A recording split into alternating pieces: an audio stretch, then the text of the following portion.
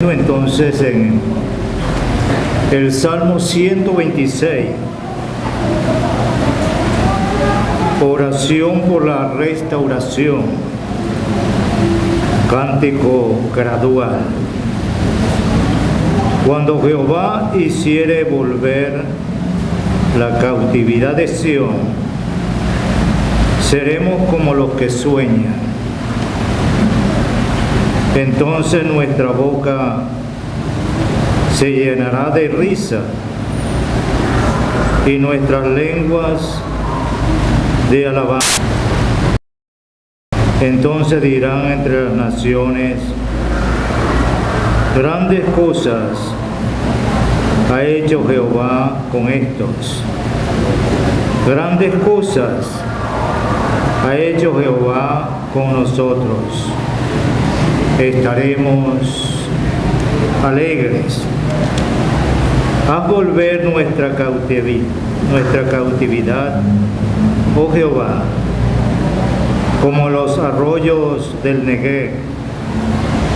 Los que sembraron con lágrimas, con regocijo segarán. E irá andando y llorando el que lleva la preciosa semilla, mas volverá a venir con regocijo, trayendo sus gadillas. Vamos a leer también con esta referencia en el libro de los Hechos. Hechos capítulo 20. Hechos 20, versículo 19.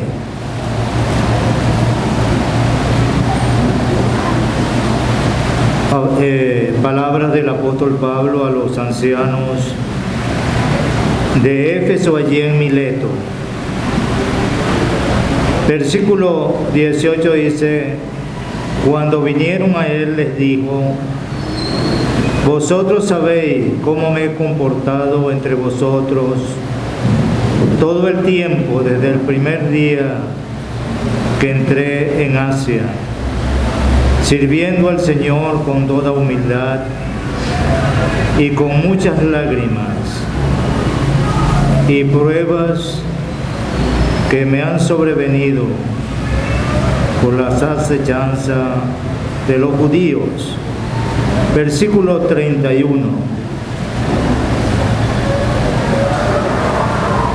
Por tanto, velad, acordándoos que por 3 años, de noche y de día, no he cesado de amonestar con lágrimas a cada uno.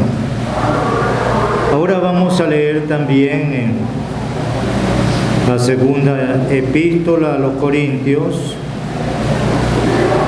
segunda a los Corintios, capítulo 2, creo, y el versículo 4.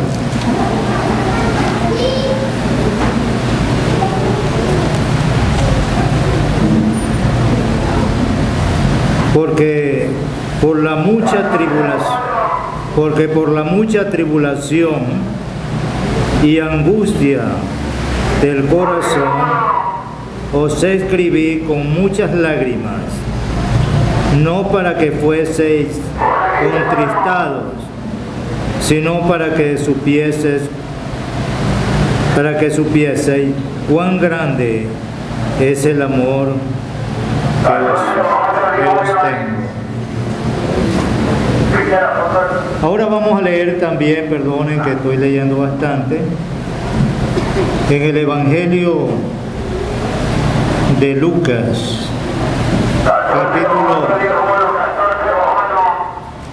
capítulo 19.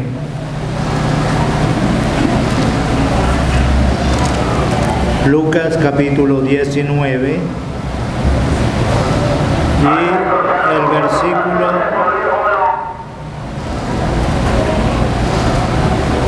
41. Lucas 19, perdonen. Versículo 41. Y cuando llegó cerca de la ciudad, al verla lloró sobre ella, diciendo: oh, si también tú conocieses a lo menos en este tu día lo que es para tu paz, mas ahora está encubierto de tus ojos. Vamos a leer también otra referencia en Juan. Oye, me va a ser difícil la situación aquí con este vendedor. Capítulo 11, versículo 33 del Evangelio de Juan. Versículo 32. Allí está María, pero versículo 33, Jesús entonces, al verla llorando, y a los judíos que le acompañaban también llorando, se estremeció en espíritu y se conmovió. Y dijo: ¿dónde le pusiste? Le dijeron: Señor, ven y ve. Jesús lloró.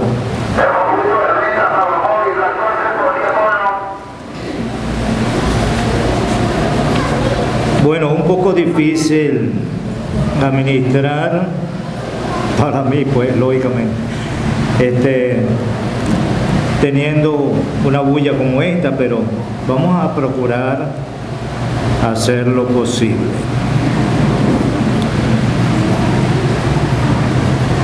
Este es el séptimo. Nuestro hermano habló de 2 séptimos. Uno por la línea de Caín y otro por la línea de Set. Y 2 séptimos que pudiéramos decir que fueron buenos en sus funciones. Uno como introductor del mal, pero otro,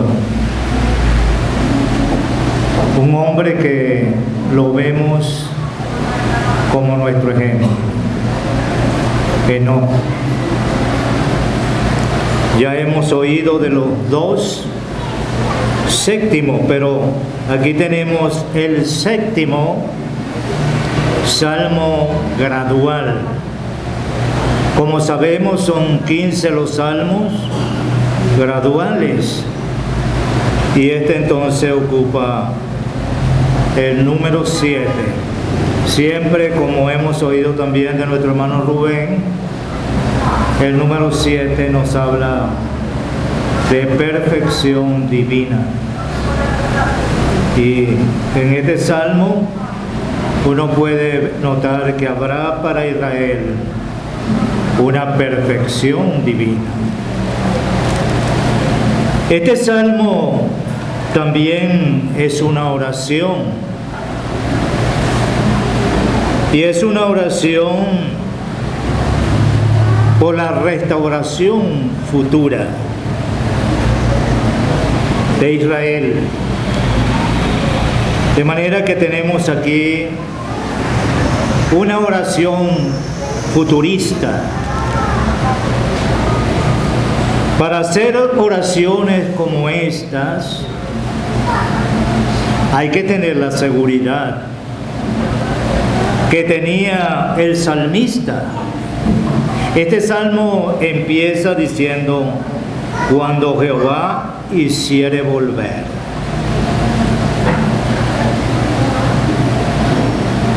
La cautividad de Sión.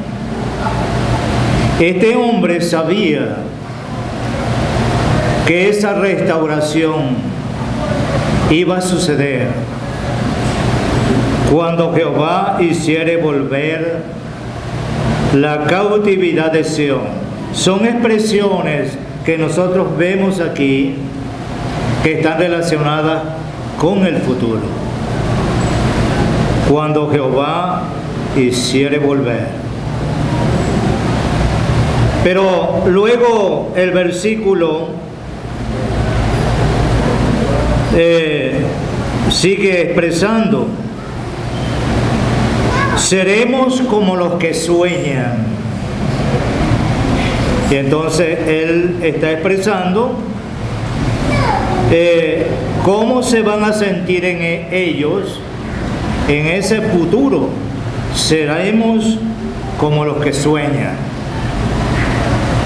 Y entonces versículo 2 dice: entonces nuestra boca se llenará de risa.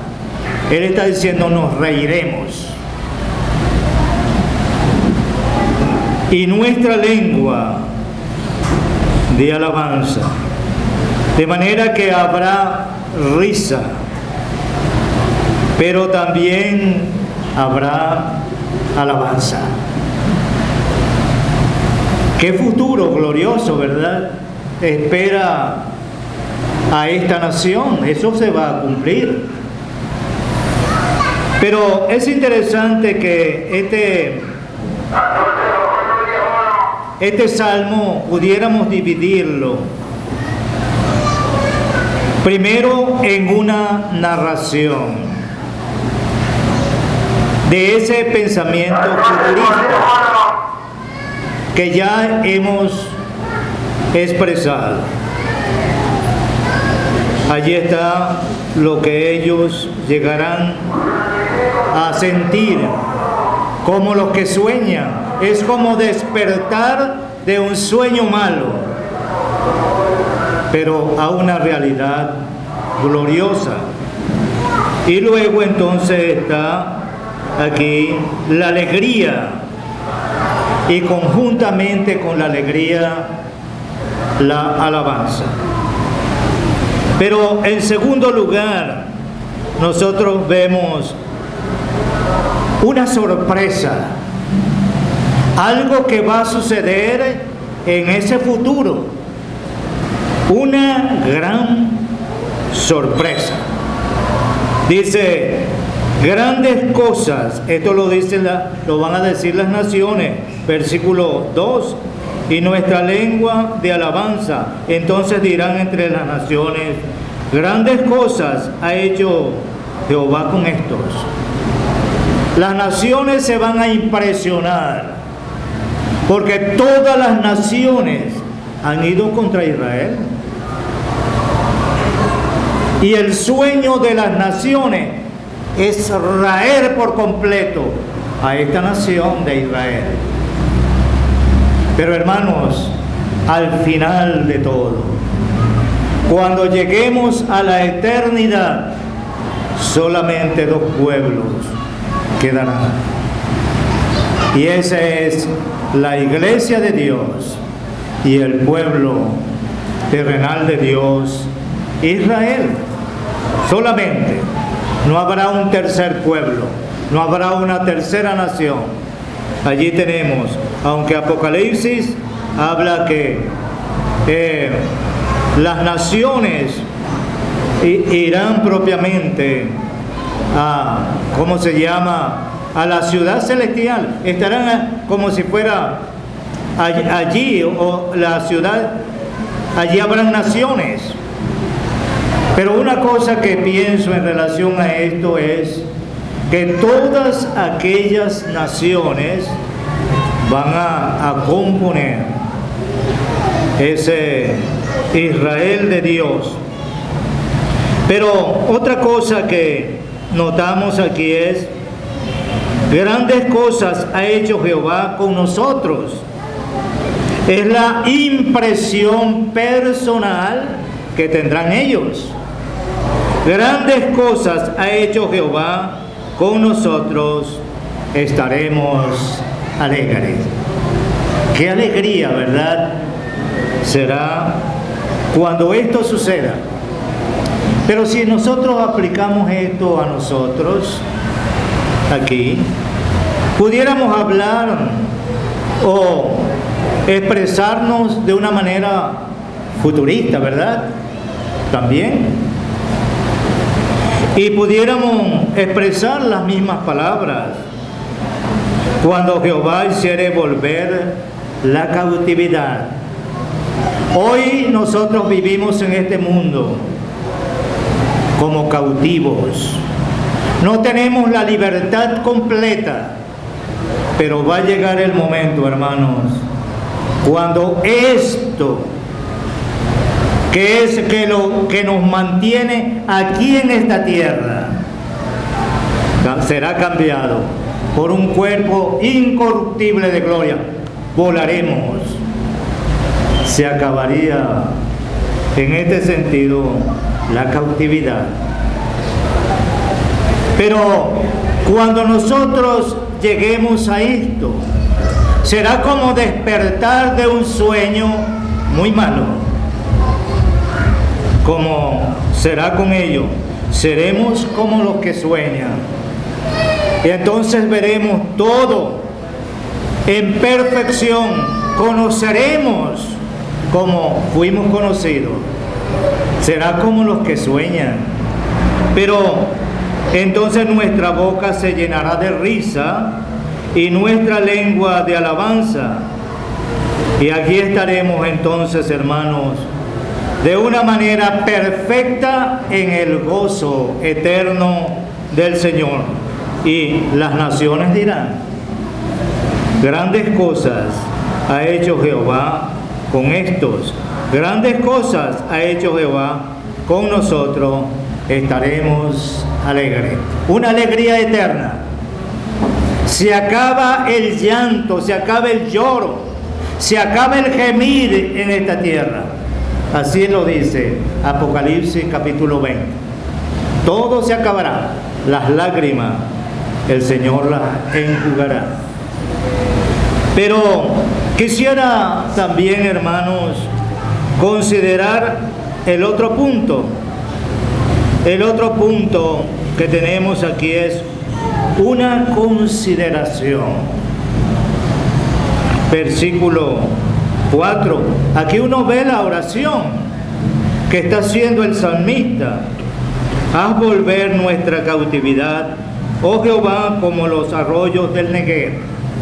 Aquí tenemos esa oración, pero aquí tenemos entonces la consideración y se presentan dos casos.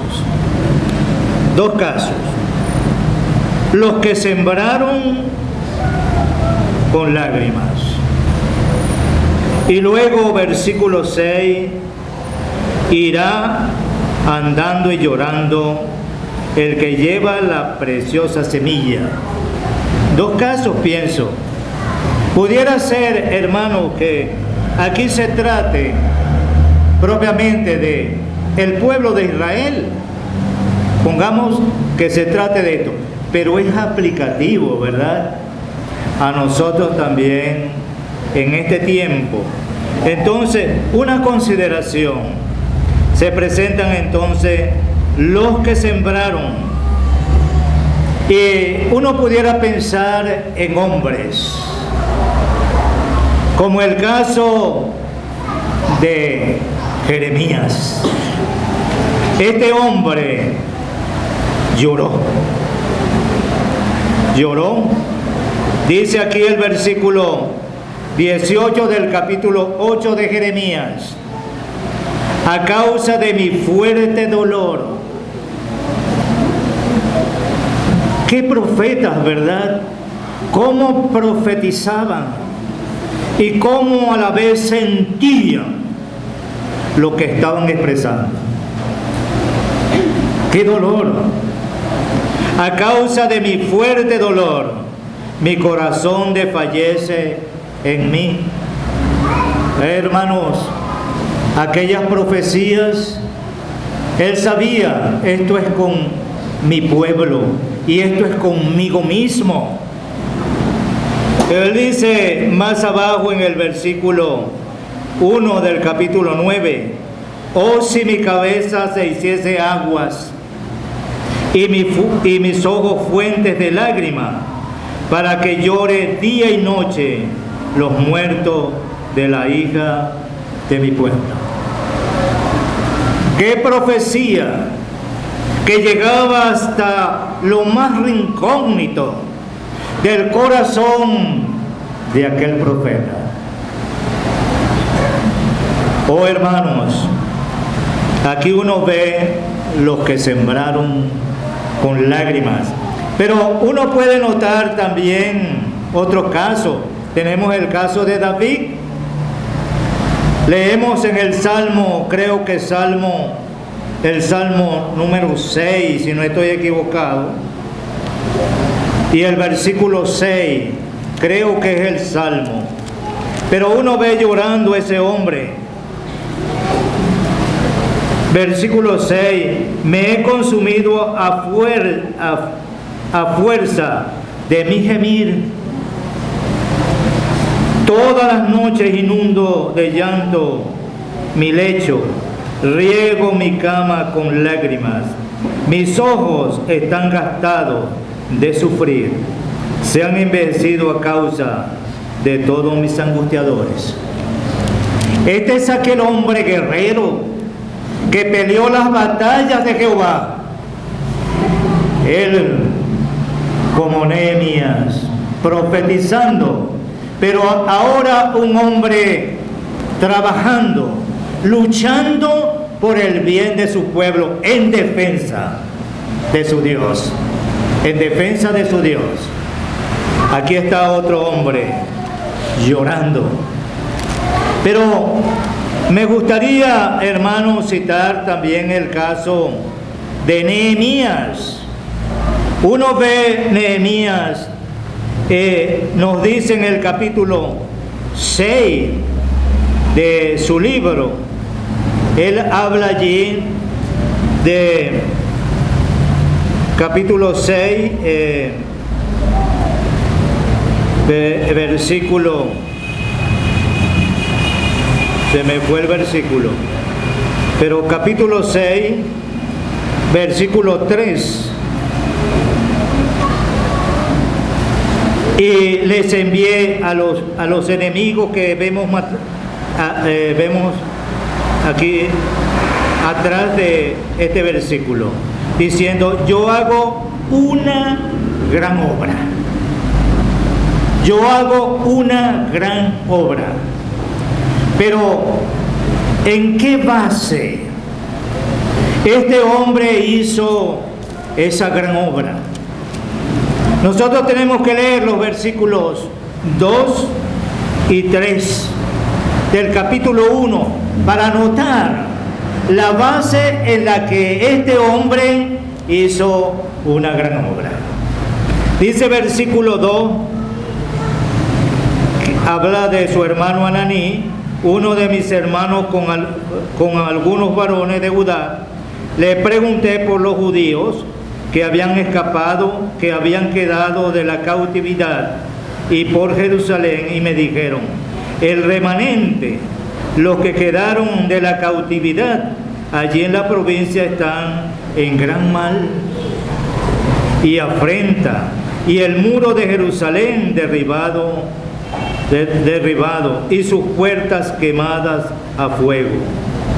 Cuando oí estas palabras, versículo 4, me senté y lloré. Allí estaba un remanente, fiel, como no, pero la ciudad de Jerusalén, el templo, lo más importante de aquella ciudad, la ciudad quemada y el templo propiamente derribado. Qué tristeza, ¿verdad? ¡Qué tristeza! ¿No es verdad, hermanos, que cuando uno ve una asamblea donde el Señor tiene su autoridad y uno ve después esa asamblea como devastada, ¿no le causa a usted tristeza? ¿No le causa a usted tristeza?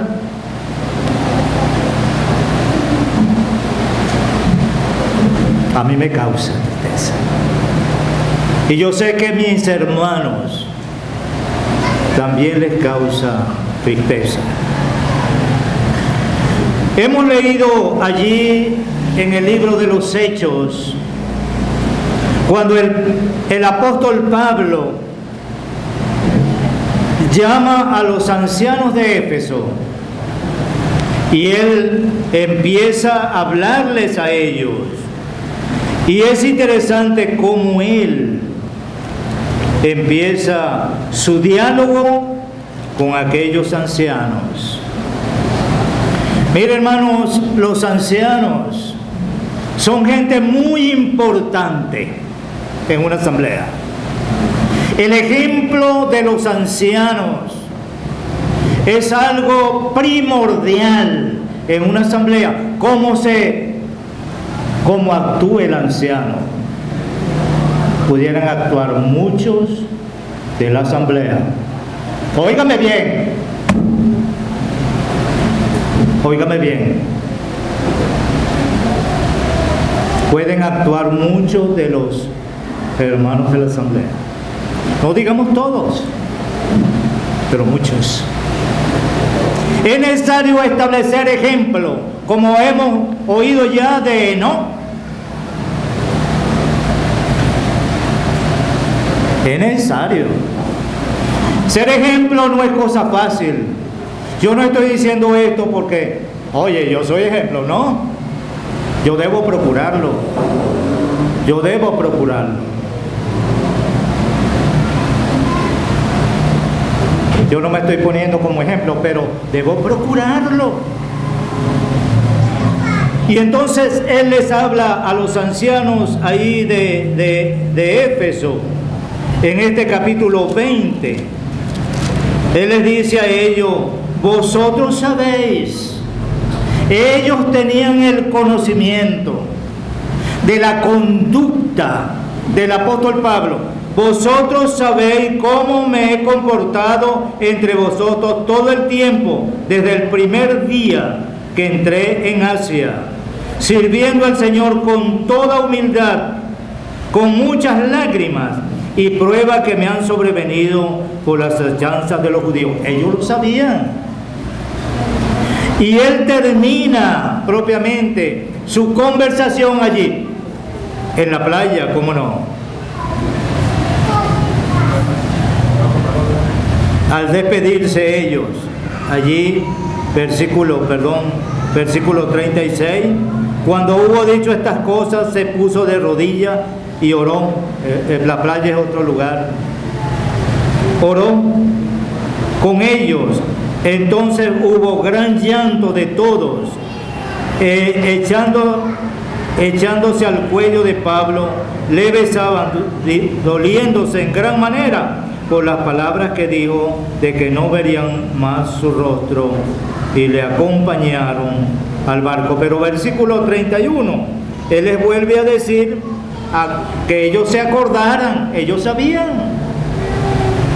Por tanto, velad, acordando que por 3 años consecutivos, de noche y de día, no he cesado de amonestaros con lágrimas a cada uno. Hemos leído, hermanos, también en la segunda de Corintios. Los corintios fueron muy duros con el apóstol Pablo.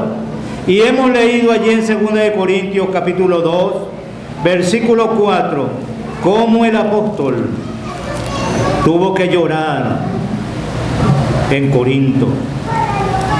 Capítulo 2, versículo 4.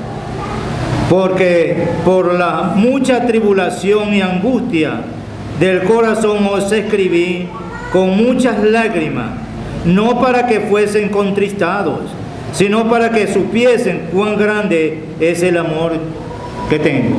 Pero es importante, hermanos, uno ve allí, Nehemías hizo una gran obra, ¿verdad? El apóstol Pablo hizo una gran obra. Pero tenemos la obra por excelencia. ¿Cuál fue la base de esa obra por excelencia? El Señor Jesucristo allí, Capítulo 13, allí lo encontramos como el sembrador. El sembrador salió a sembrar su semilla. Y él sembró. Pero ¿qué es lo que hemos leído en Lucas capítulo 19? El Señor sembró, pero con lágrimas. Con lágrimas. Versículo 41, y cuando llegó cerca de la ciudad, a verla lloró. Él amaba entrañablemente a esta ciudad, amaba su templo.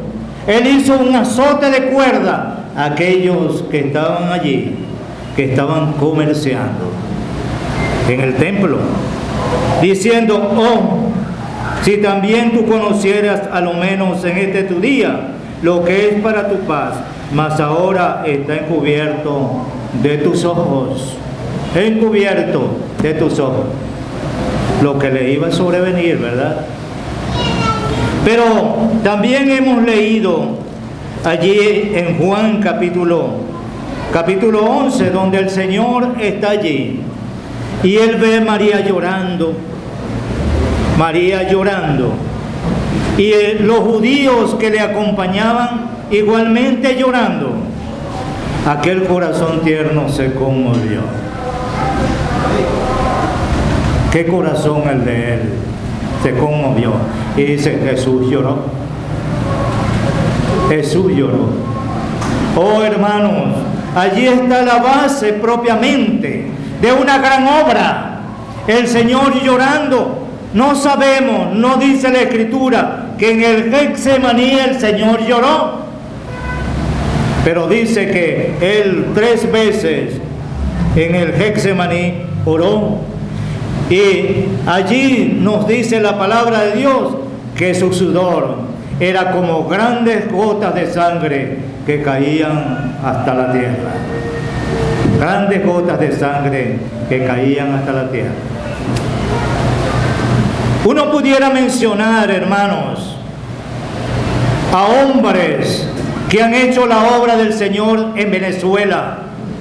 Y pudiéramos empezar con don Guillermo William y todos los siervos del Señor extranjeros, y continuar pensando en los hombres que nos evangelizaron a nosotros en el Distrito Federal y el Estado Miranda. Don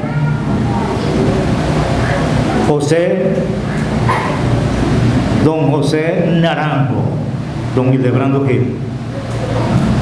¿Sabe, hermano? Yo llegué a ver a don Hildebrando llorando. Yo recuerdo una reunión en Los Flores cuando estaba había convulsión propiamente en el pueblo del Señor. Había una división. Don Cristian llorando. Y él decía: yo quisiera que me pusieran a dormir por lo menos una semana. Hermano, la obra ha costado. La obra de los ancianos, hermanos, no es por allá. La obra de los ancianos es aquí, en la asamblea. La obra de los ancianos no va más allá del entorno, de la zona en que habita la asamblea. Acuérdense de eso. La obra del Señor hay que cuidarla porque ha costado mucho, primeramente al Señor y también a los hombres que han trabajado con lágrimas. Yo no sé cuántas lágrimas ha derramado usted en su historia, hermano, pero ya tiene arrugas.